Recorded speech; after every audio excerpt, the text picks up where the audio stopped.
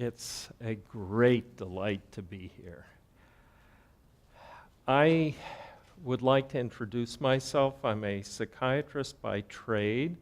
Before that, an experimental neuropathologist, wet laboratory at the bench.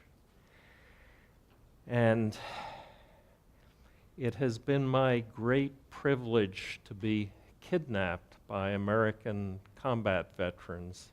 I went to work at the VA expecting to reopen my laboratory, and they saw something in me that I didn't see in myself, and they utterly, like that, redirected my career.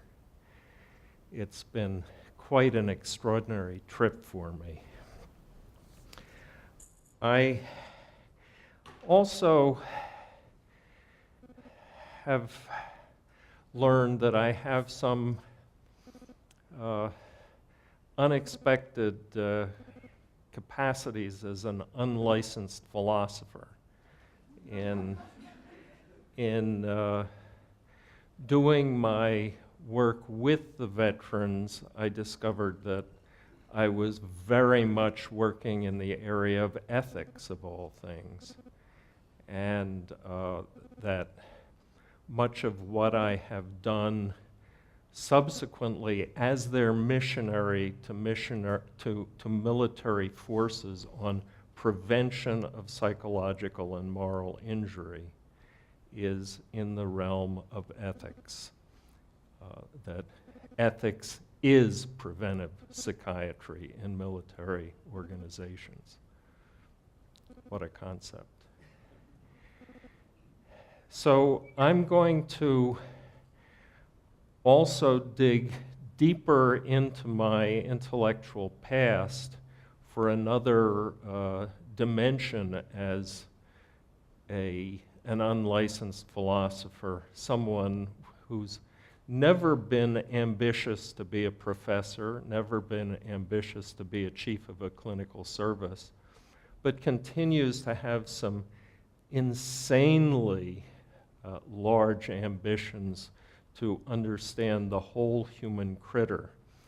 And before turning to what is more likely to be a takeaway for you, I'm going to give you a thumbnail of the wide-ranging, high-level abstraction of the whole human critter. And I have to footnote this with proper credit. The credit, this is vintage Talcott Parsons.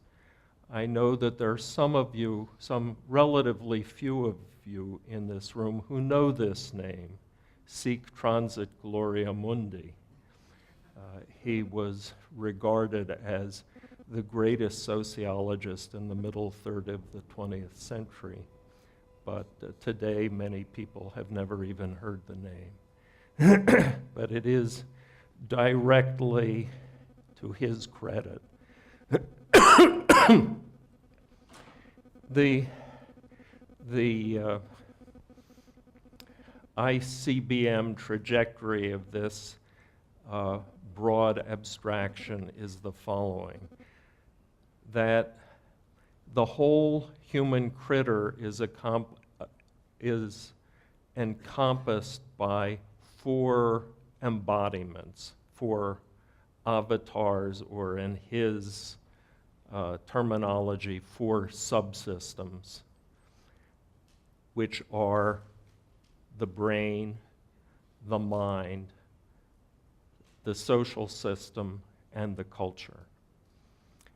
And what I believe he would have subscribed to, although he never used these terms, is that none of these is at a higher level of reality than the others. That none of these is the really, really, really, really real, and the others mere platonic shadows on the wall or shining bubbles on the stream. And the reason for this is not a kind of mushy syncretism. Whatever floats your boat, you're interested in that? Fine. No. It's that these are each other's environments, that they each have obligatory, seen from the context of a whole life cycle. Seen from that perspective, they have obligatory exchanges with each other. And so, in a certain sense, they cannot be derivative from each other. And that furthermore, that what governs the development, the response, if you wish, to major perturbation, it lies in the realm of epigenetics, not mechanical reductionism. It is a utterly hopeless reductionist task to have a fully, in terms of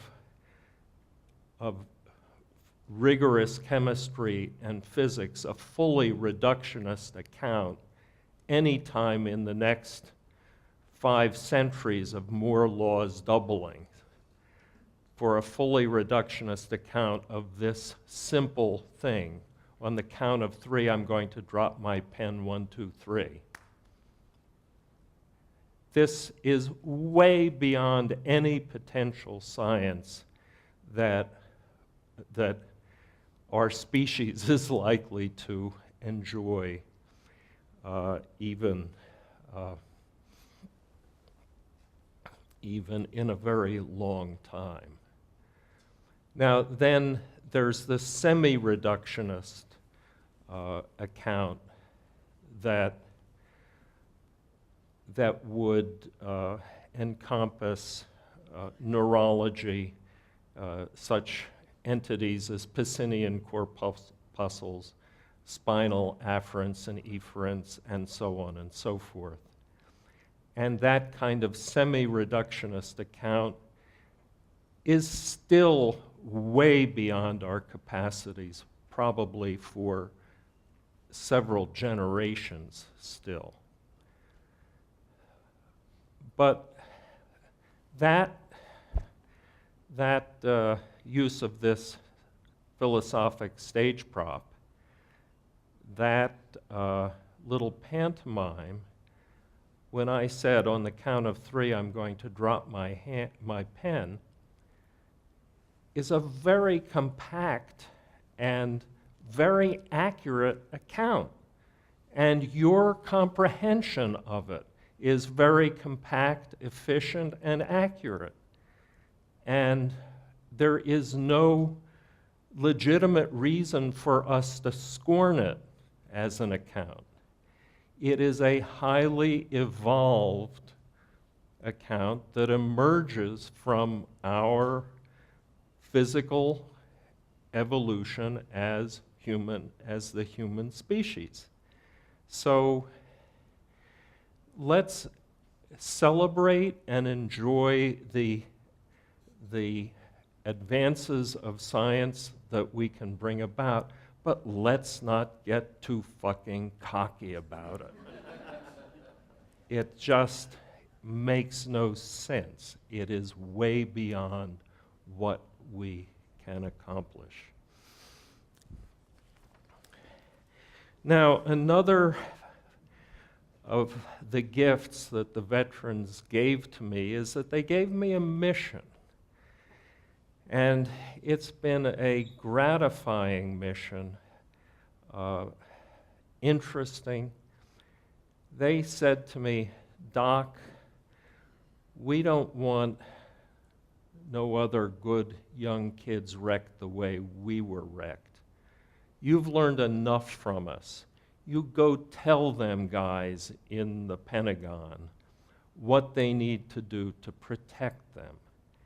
And I have, at this point, for roughly 20 years, been their missionary to the armed forces. And real quick, I'll tell you what my missionary mantra is. I tell my audiences, and I do get a hearing, which is amazing. They're quite hermetic institutions. And I'm a bearded Jewish psychiatrist from Barney Frank's district in Newton, Massachusetts. And it's sort of, you know, man bites dog newsworthiness that this guy, Shay, gets a hearing. So I tell them I'm a missionary from the veterans I serve. They don't want other young kids wrecked, and this is how you can protect these young kids. Keep people together. Create and preserve positive qualities of community in the face-to-face unit. The jargon for this is cohesion. That's one. Second is expert, ethical, and properly supported leadership. That's two. And the third is prolonged, cumulative, and highly realistic training for what they actually have to do and face, and that's three. So my mantra over and over and over again, if you're going to be a missionary, you have to love repetition. Cohesion, leadership, training. Cohesion, leadership, training. Well, this is an interesting experience saying this to military audiences. I can recall the Secretary of the Navy's guest lecture in the Naval Command Center in the Pentagon. It was a small, secure auditorium about the size of half of this central section behind thick walls to permit classified briefings. And it was entirely filled with Marine general officers and Navy flag officers and some people from the secretariats. And there comes a moment with every such audience that somebody in the audience says, well, we want those things too. These are combat strength multipliers. These are combat strength multipliers. And that gives me the great moment. Some of you are familiar with our local celebrities, Click and Clack, the Tappet brothers on NPR, to give them my best auto mechanic shrug. So, why are we doing such a lousy job of it?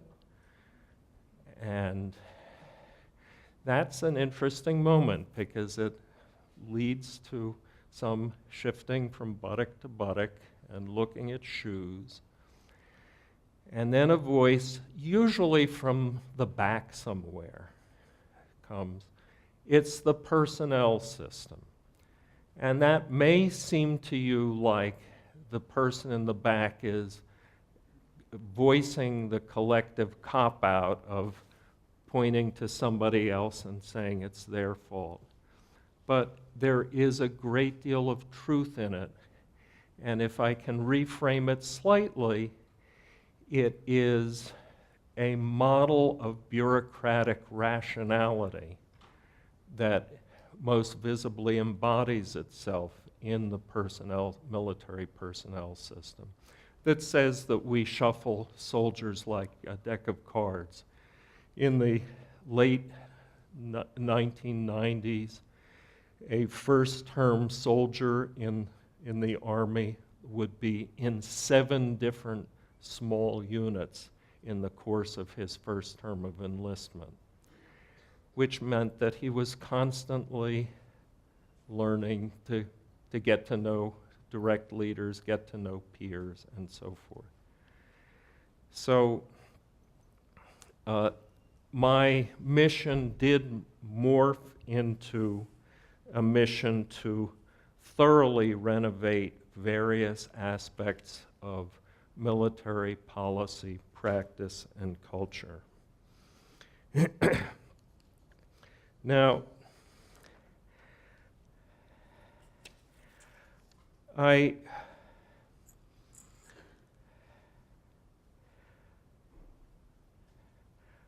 want to just circle back to that large-scale brain, mind, society, and culture for a moment, and to push you as an audience a little bit further on it. That when who we are biologically, Homo sapiens sapiens, when we first appeared in the Upper Paleolithic, I submit that all of those were completely present, that there has never been a modern and anatomically, physiologically modern human who had half of a mind or a third of a social system or a fifth of a culture. That, in fact, these four subsystems, if you wish, had co-evolved during the period of time that our brain underwent this blam, explosive growth in such a short time, extraordinarily fast growth, that during that period, brain, mind, society, and culture had co-evolved. Now, I will spare you my evolutionary speculations, which I share with Darwin and a number of other people like Jane Goodall, to the effect that the forcing function, because it suggests a real forcing function, was war. And those of you who know my books know that I am no lover of war, and that there is nothing that I more fervently pray for than the end of this hideous human practice, and believe it's possible. But that the ugly truth that it was war that was the forcing function in the Upper Paleolithic, these little societies of perhaps 125, 150 souls moving around and bumping into each other and carrying on genocidal wars with each other. And so you had a population selection condition, not so much an individual selection condition. And that two factors drove this. One was the genes that could support language, and the second was the genes that could support altruistic military self-sacrifice. There is a well-known utterance, I believe first voiced by the great Ronald Fisher, a man for whom I do not take second place in admiration, one of the towering figures in the development of mathematical statistics.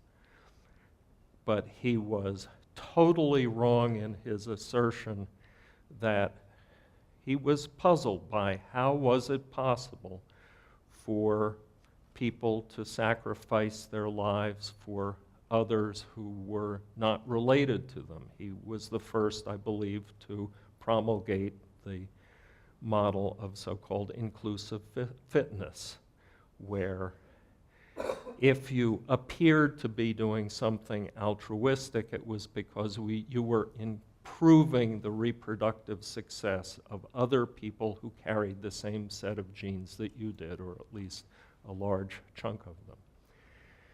And he said that the reproductive advantage comes from being the kin of a dead hero, the luster, the honor, the social appreciation is so great that the kin of the dead hero are more successful in having living offspring.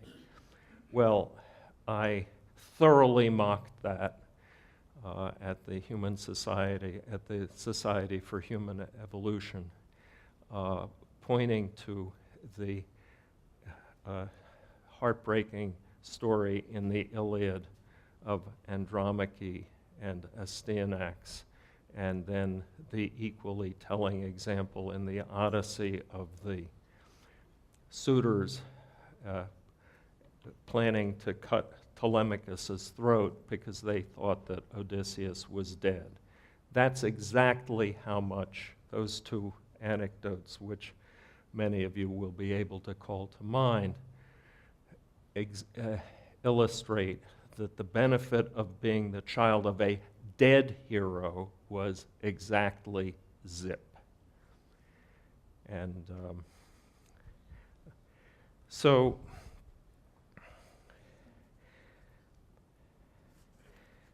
I want to emphasize that the relationships among these four embodiments or subsystems in Parsons' terms is one of mutual exchange, obligatory exchange, and that the way things evolve is epigenetic. And those of you who are conscious of it are aware that the Evo-Devo tradition in embryology has been doing an amazing job of demonstrating that you can do extremely rigorous science.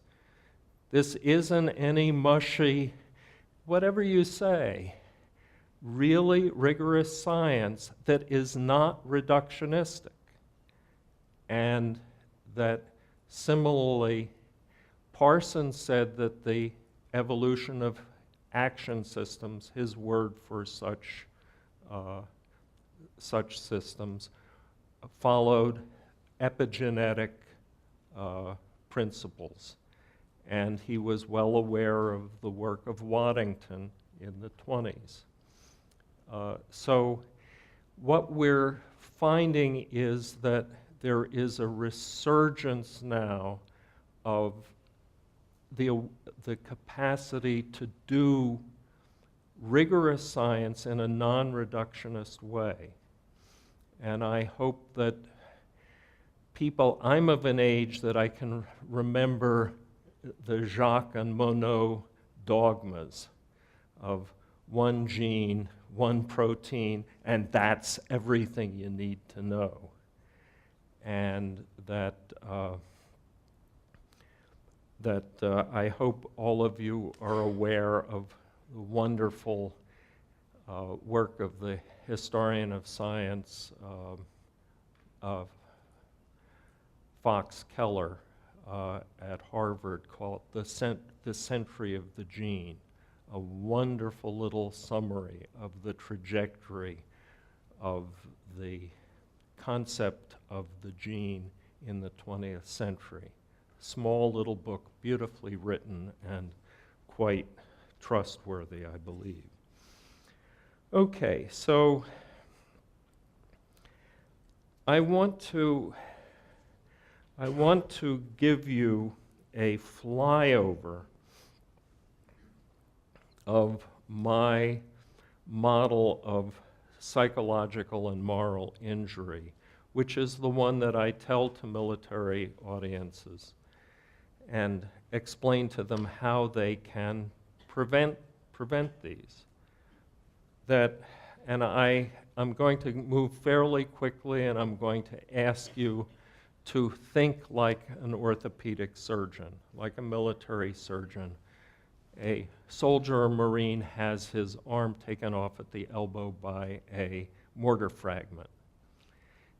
Everyone in this room knows that, and I'm going to call that the primary injury is not going to kill that soldier or Marine.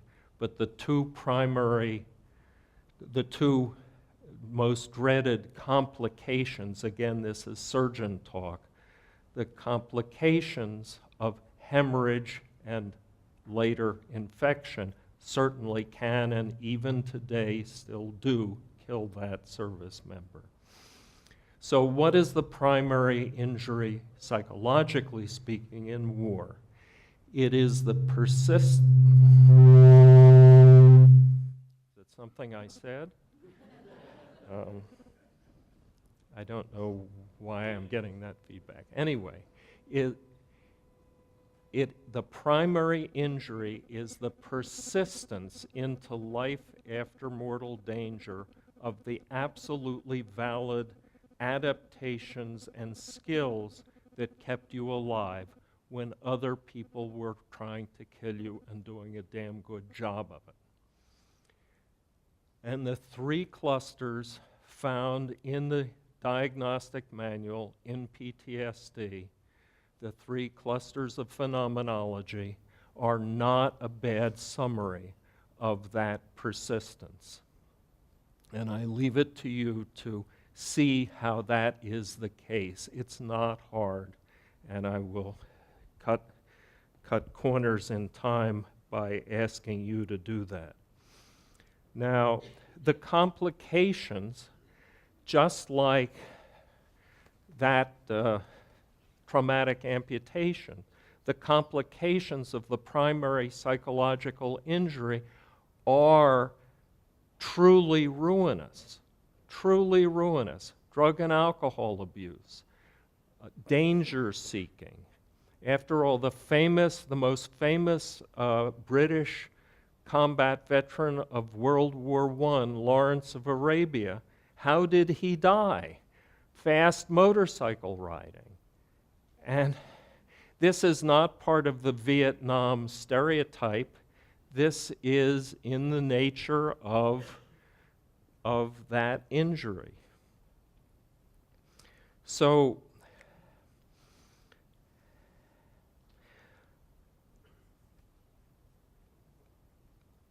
and there are other complications that wreck veterans' lives, but the basic point I want to make is that the primary injury does not have to be ruinous and often just leads to focal disabilities in much the same way that somebody who has a traumatic amputation, often with the use of a prosthesis, simply has some focal disabilities and has the capacity to adapt and work around, may require some workplace accommodations, but it doesn't have to be ruinous. But when alcoholism, for instance, sets in, boy, it gets so much more murderously difficult. So it's very similar that way. Now, I have introduced, and apparently I'm the first person to use this coinage. I've introduced the concept of moral injury. Now, this is a resonant phrase, and it is sort of astonishes me to be the first person to use it as a concept instead of just an accidental collision of the two words. And my meaning is very narrow and specific, and it has three components. Number one, when there is a betrayal of what's right.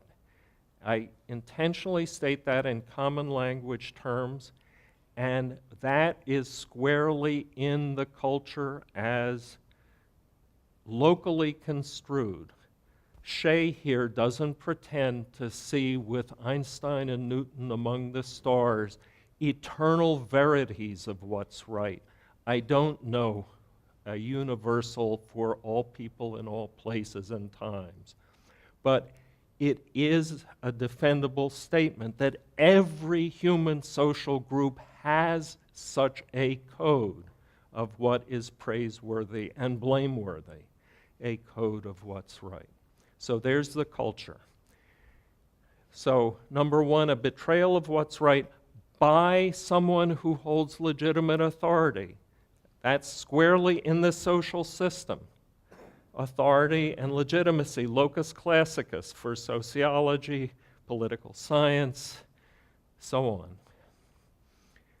Again, every society has some sort of embodiment of legitimacy and authority. Number three, in a high-stakes situation.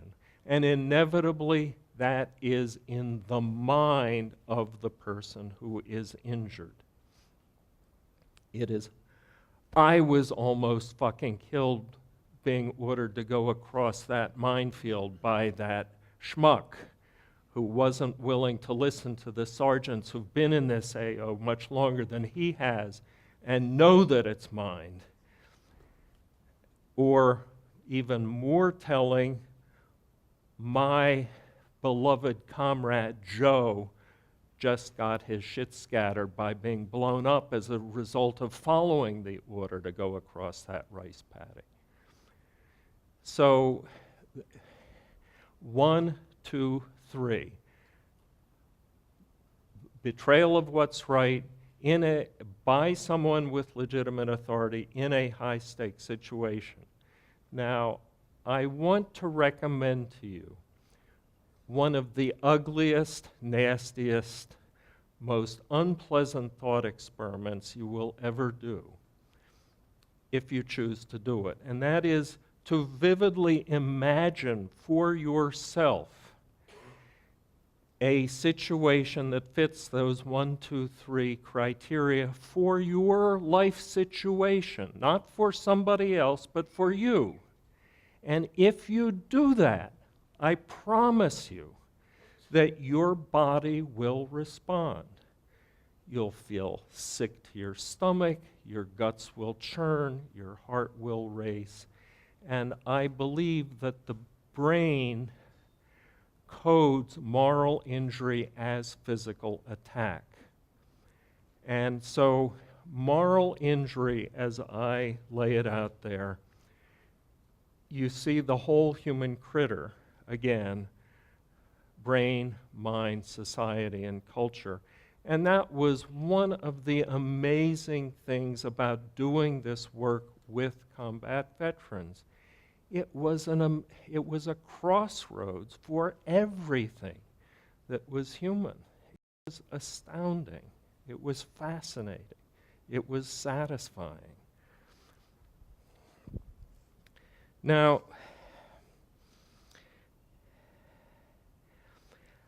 I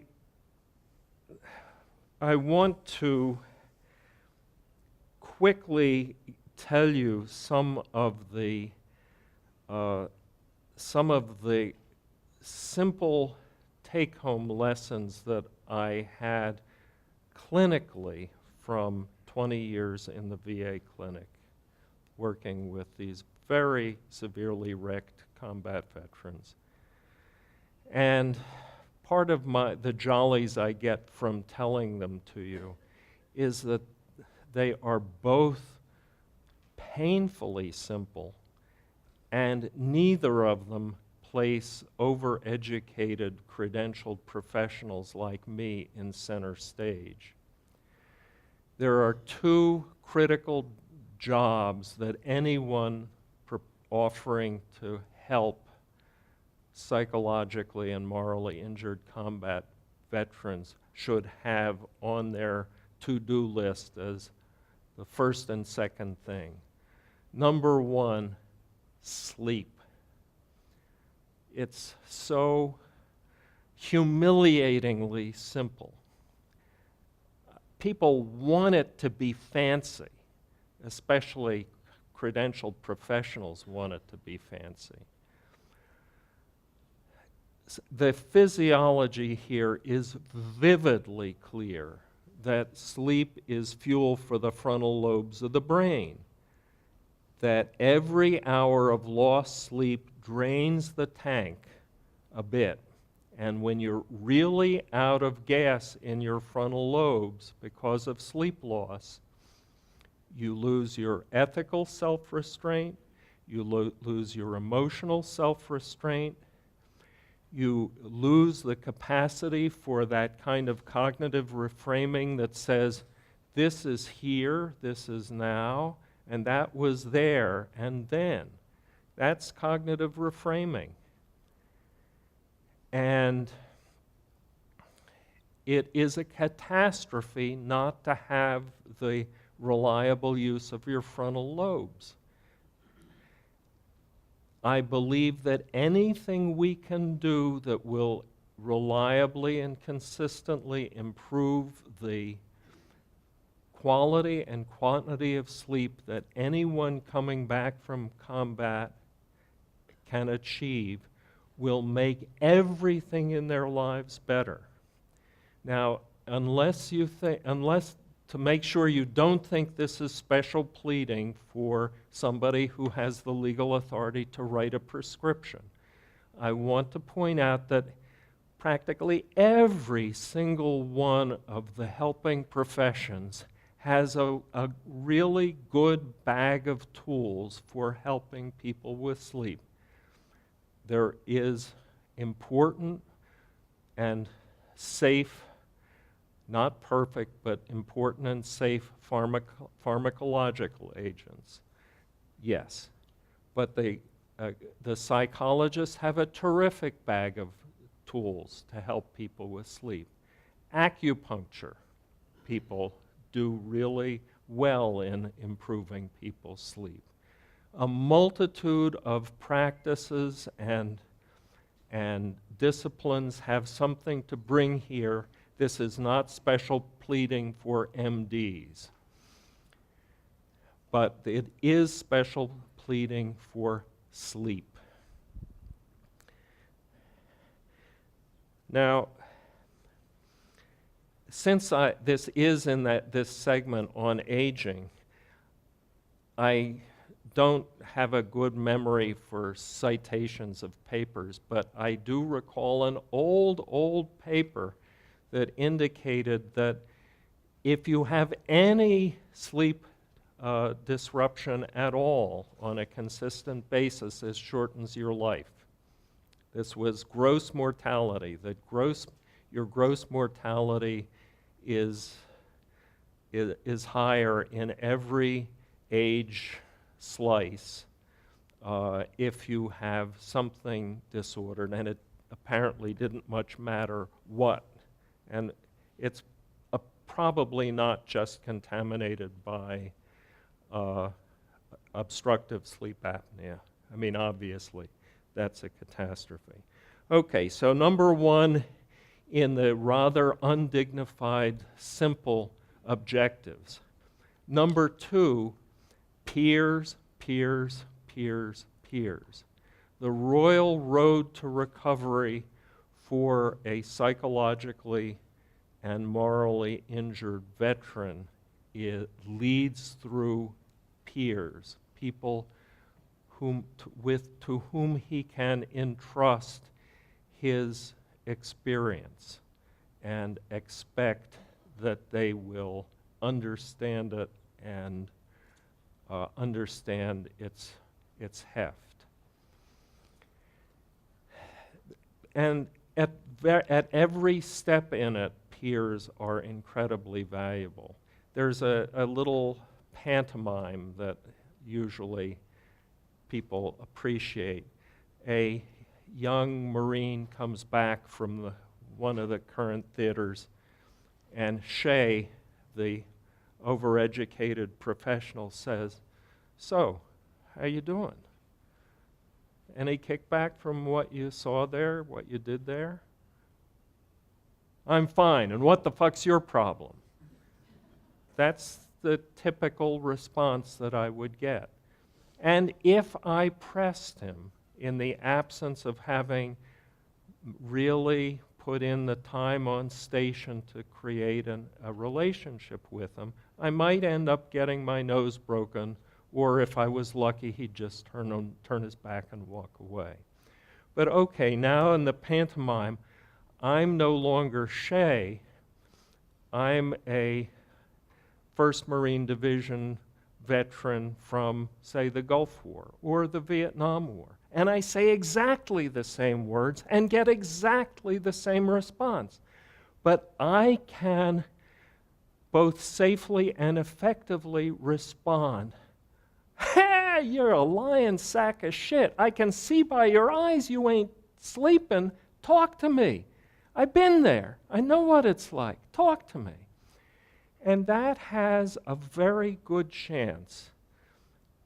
And if the professionals create a safe and stable environment for veterans to do this work with each other, the chance is even greater. And you see I'm bald. I tear my hair. I try to get across both to the professions and to the institutions. Get yourself out of center stage. Get out of the way of the veterans doing this work with each other. And it's a hard sell, and I'll spare you the various war stories in that regard. Okay, I think at this point I would like to hear ideas, comments, arguments, questions. Mike.